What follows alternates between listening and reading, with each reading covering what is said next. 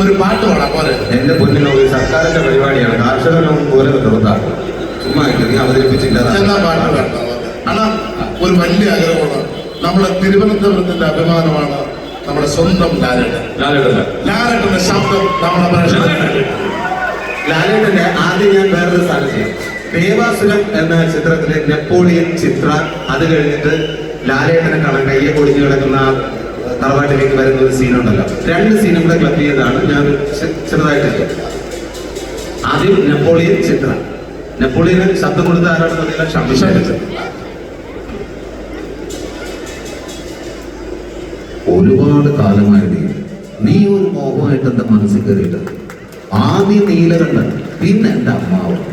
ഇനി 7 കരയിൽ ആർക്കെങ്കിലും നീ പാവിരിക്കുന്നെങ്കിൽ അത് എനിക്ക് തന്നെ ആയിരിക്കണം. അതിനുള്ള യോഗ്യന് ഞാൻ തന്നെയാണ്.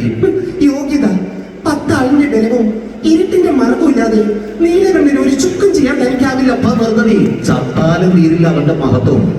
അവന്റെ മരണം എനിക്ക് വ്രതമാണ്. വ്രതം നേരെ വരുന്നത് മംഗലശ്ശേരിയിലേക്കാണ്. ഇവിടെ ലാലേട്ടൻ കയ്യെ പൊടിച്ച് നടക്കുമ്പോ നീലകണ്ഠ നീ ചത്തിട്ടില്ല എന്ന് പറഞ്ഞപ്പോഴാ എനിക്ക് കൂടുതൽ സന്തോഷം. ശേഖര ഇല്ലടാ, നീ അലങ്കോലമാക്കിയ അതേ ഉത്സവം ഇത്രയും പുരുഷാരം നോക്കിയെങ്കിൽ ഞാൻ തന്നെ തല്ലാൻ പോവാ. പട്ടിയെ തല്ലുന്ന മാതിരി തിരിച്ച് കയ്യെങ്ങാൻ ഉയർത്തിയാൽ പടക്കം കത്തുന്ന മാതിരി കത്തും.